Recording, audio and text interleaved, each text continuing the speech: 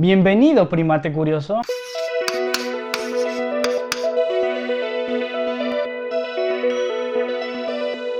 Este año 2020 se ha caracterizado por tener solo noticias del coronavirus y más de uno, me imagino, se ha preguntado ¿en qué momento acabará esta guerra contra ese maldito virus? Y la verdad no tengo una respuesta. Sin embargo, me pareció prudente hablar sobre la viruela, la única enfermedad humana que hemos logrado erradicar de la Tierra. Y sí, escucharon bien, erradicamos la viruela. Llevamos más de 40 años sin detectar ni un solo caso de viruela. Y quizás algunos de ustedes se estarán preguntando, ¿biología? Pero yo cuando era niño tuve viruela. Y la respuesta que les tengo que dar es no tenían viruela, tenían varicela, que es una enfermedad que se parece en nombre, es también ocasionada por un virus, pero es diferente. Pues bueno, lo primero.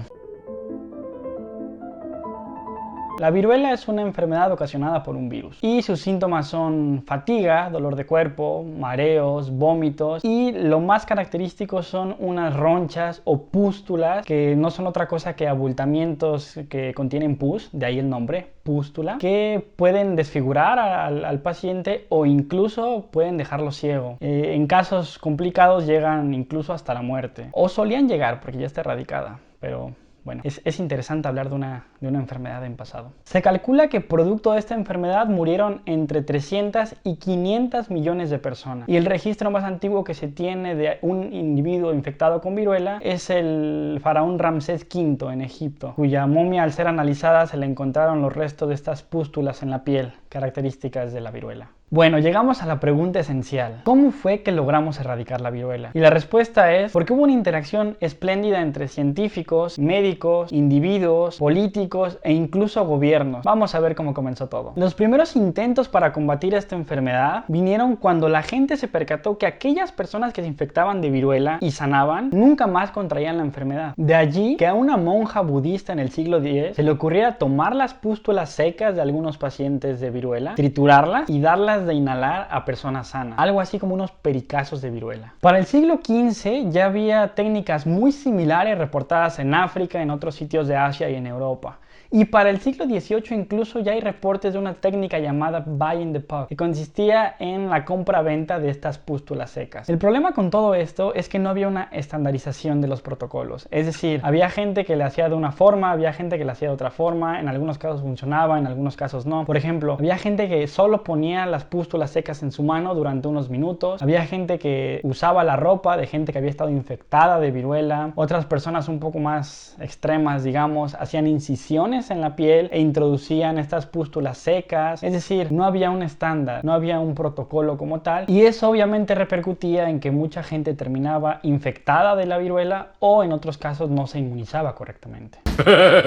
Babosos. Toda esta falta de estandarización terminó con Edward Jenner, un médico inglés del siglo XVIII que se percató que las ordeñadoras de vacas contraían la viruela vacuna, la viruela de las vacas, la cual era mucho menos grave que la viruela humana, solo consistía en unas pústulas en las manos de las ordeñadoras y en las ubres de las vacas. Y una vez que contraían esta viruela vacuna, nunca más contraían la viruela humana. Con una curiosidad científica envidiable pero con una nula bioética, a Jenner se le ocurrió tomar una navaja y cortar las pústulas de viruela vacuna que tenía una ordeñadora inglesa, Sarah Nell, y con la misma navaja cortar el brazo de un niño de 8 años llamado James Phipps, quien además era el hijo del jardinero de Jenner. El niño solo presentó fiebre un par de días y después de 2 meses, Jenner, con nula bioética también, tomó una navaja, cortó las pústulas de un niño que tenía viruela y posteriormente intentó infectar a James Phipps. James Phipps no tuvo ni siquiera fiebre, no presentó ni un solo síntoma de viruela y con eso se convirtió en el primer individuo a nivel mundial en ser vacunado.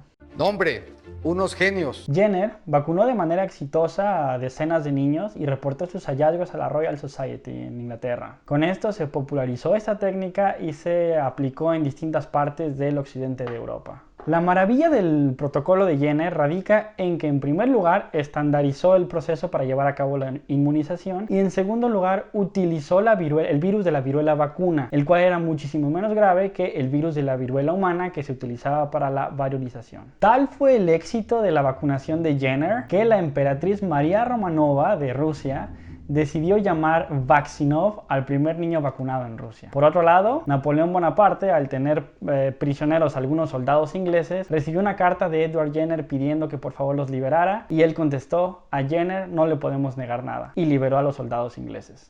Yo también estoy sorprendido por el poder que tengo ahora. La inmunización o la vacunación llegó a España de la mano del doctor Javier Balmis. Y después de vacunar a cierto número de personas en España, el doctor Balmis le propuso a Carlos IV, quien en esa época era el rey de España, estamos hablando de inicios de 1800, era el rey de España y además tenía dominio sobre distintos territorios en América. Entonces el doctor Javier Balmis le propuso también llevar la vacuna a los territorios en América. Hoy en día imaginamos eso como una labor muy sencilla. Transportar un virus, una bacteria en un avión no es nada complicado. Sin embargo, a inicios de 1800 era tremendamente complicado porque el recorrido duraba aproximadamente 2 meses en barco. Durante ese periodo, ningún virus o bacteria pudo haber sobrevivido o pudo haberse mantenido activo. Sin embargo, con de nuevo una nula bioética, se les ocurrió a los investigadores llevar el virus activo en niños huérfanos. ¡Eres un monstruo sin corazón! Es por eso que escogieron 22 niños de un orfanato y los llevaron, y en grupos de 2 fueron inmunizándolos. Es decir,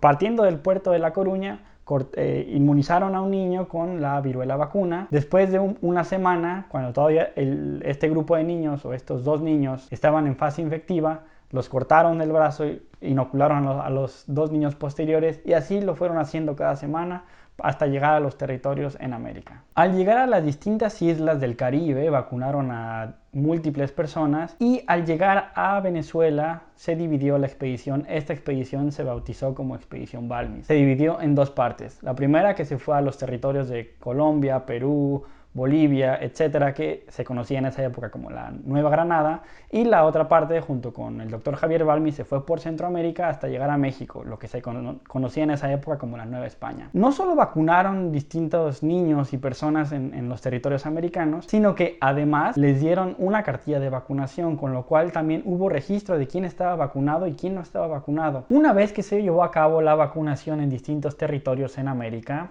la expedición Balmis se trasladó a Filipinas, que en esa época también era territorio español. Allí y en China se inocularon más personas, se inmunizaron más personas, y se calcula que en toda la expedición se vacunaron alrededor de 250,000 personas, lo que equivale a alrededor de 1 millón de vidas salvadas. Durante los 150 años posteriores de la expedición Balmis, se siguieron llevando a cabo vacunaciones y se mejoró la estabilidad de la vacuna. Se realizaron métodos de detección y de vigilancia de brotes de viruela. Sin embargo, seguía existiendo la presencia de esta enfermedad en distintas partes del globo. Fue hasta mediados del siglo XX que se le dio la última estocada a la viruela. La Organización Mundial de la Salud, la Unión Soviética y Estados Unidos realizaron una labor conjunta para tratar de erradicar la enfermedad de todas las partes del mundo.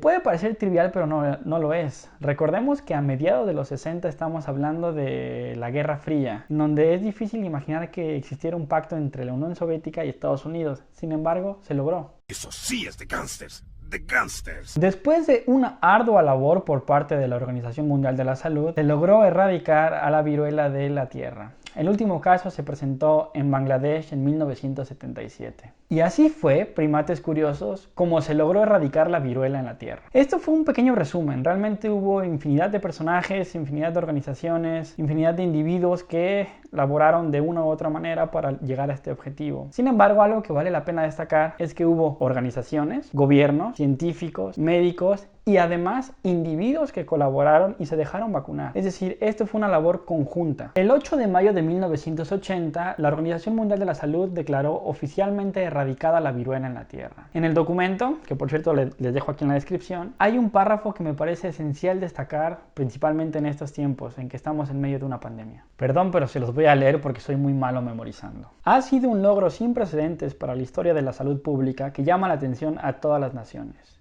cuya acción colectiva ha liberado a la humanidad de este antiguo flagelo y ha demostrado que cuando los países trabajan unidos en una causa común, se favorece el progreso humano.